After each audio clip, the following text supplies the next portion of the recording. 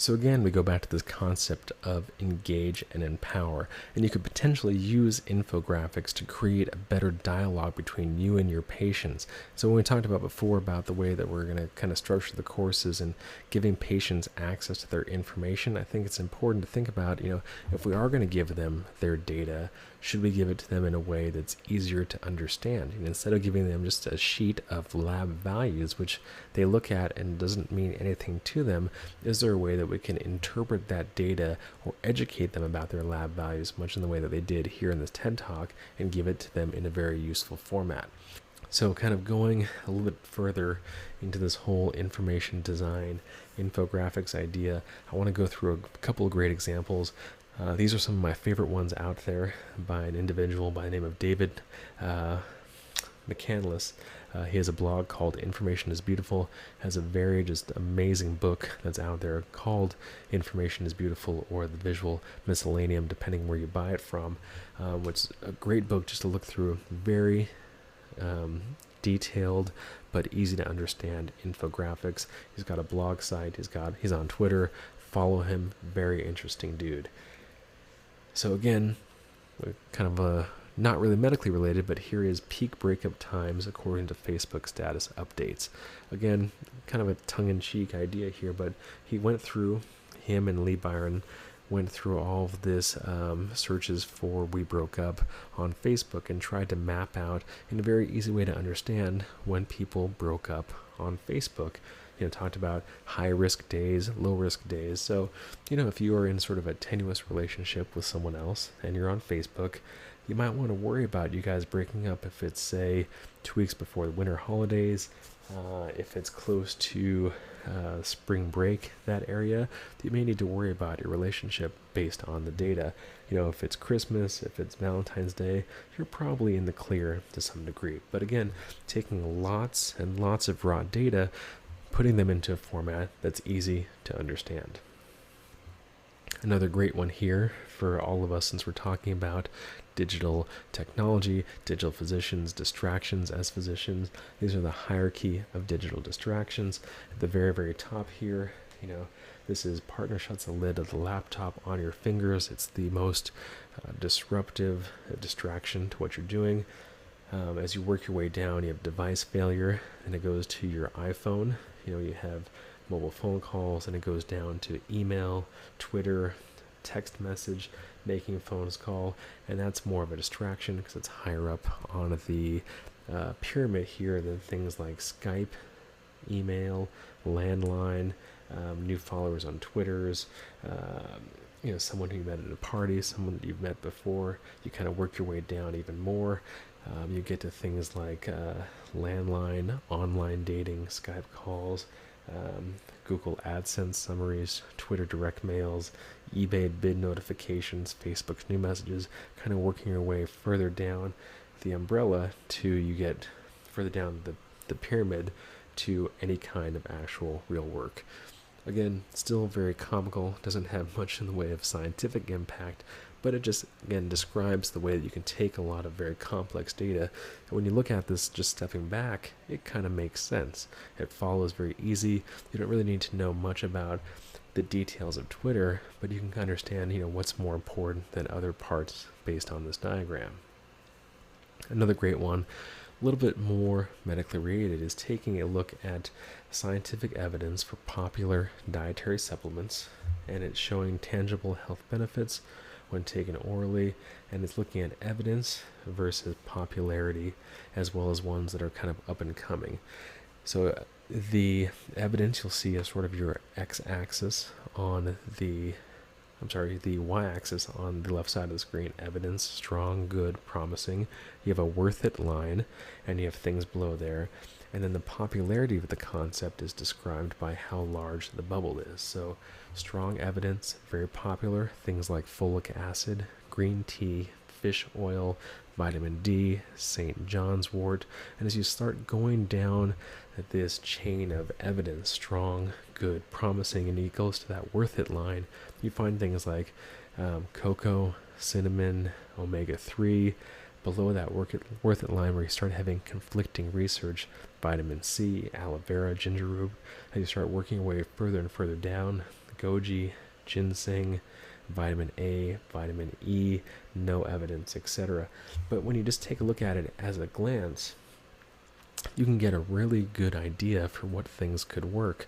This might be something interesting to have in a primary care office, or when you work with a naturopath or a holistic physician or a patient that follows naturopathic or holistic teachings, that you can sort of see based on the current medical data what's out there and what makes sense. And here's again my probably all-time favorite one as an ER doc. We deal a lot with questions about radiation safety, talking about the risk of radiation from CAT scan versus X-ray versus non-radiating tests like ultrasound and MRI, and really trying to figure out how to make sense of all of this. What's relatively worse? Where are we at right now? And this diagram helps out tremendously. So this is the radiation dosage chart, again also by David McCandless. Information is beautiful. And it starts at the very top with something that's pretty much no radiation at all, 0.1 microsieverts. Eating a banana, you have natural radiation in the human body, kind of very, very top peak, little minimal radiation. You start working your way down, dental x-rays, 5 microsieverts. Working way further down, flight from New York to LA, 40 microsieverts. A regular chest x-ray, 100 microsieverts. Working way further and further down, EPA yearly limit on radiation exposure to a member of the public, 1,000 microsieverts or 1 millisievert. Then you start getting into more of your medical imaging there. Spinal x-ray, mammogram at 3.0. Working way further down, you have things like an average CT scan is 10 millisieverts. Smoking on 1.5 packs a day for a year. And then you get down to the maximum yearly dose permitted for U.S. radiation workers at 50. And you start getting further and further down the list. You have things like maximum radiation levels detected at Fukushima, slight effect of lifetime risk of cancer when you get to 500. And then further and further down this chain, it talks about cancer risks, it talks about the pyramid, and of course you get down to the very bottom, fatal dose, immediate severe vomiting, and coma, death within hours. But when you look at it again as a whole, it gives you a rough idea of where radiation exposures sit and how it makes sense a little bit better for you. Okay. And then infographics aren't just about fancy diagrams on a laptop or web. There's also this whole area of information design, or smart design for medical devices that is now taking its emergence. We talk a little bit about patient-centered devices for healthcare and tracking. There's now a lot of cool things coming up there, like this one. It's called Pulse. It's a ring and an iPhone app to keep track of your heart. It's pretty much like a pulse ox, like a wireless sensor to measure your heartbeat, but it's in a ring, and it looks pretty fancy actually.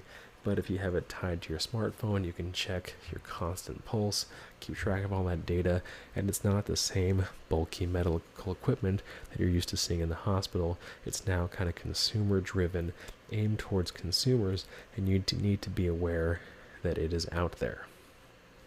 So here's a couple of good examples, actually a couple of great examples of infographic websites. Good.is, information is beautiful, fast company design, and visual.ly. Great sites out there. Please check them out. And for your first homework assignment, I'd love to have you find some cool infographics, email them to me. We'll talk about them in the next section, but very cool stuff. Another way to help also aggregate your data and blogs and RSS feeds if you're using an iPad or iPhone or Android device is the Flipboard app. It allows you to subscribe to different RSS feeds.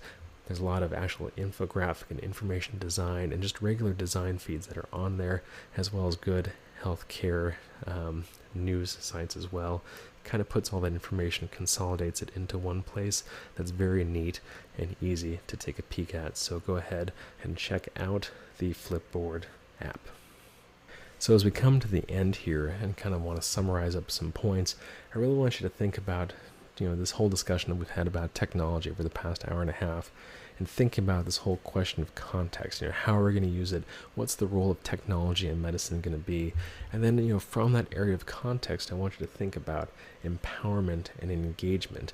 How do you engage your patients? How do you use technology to engage your patients?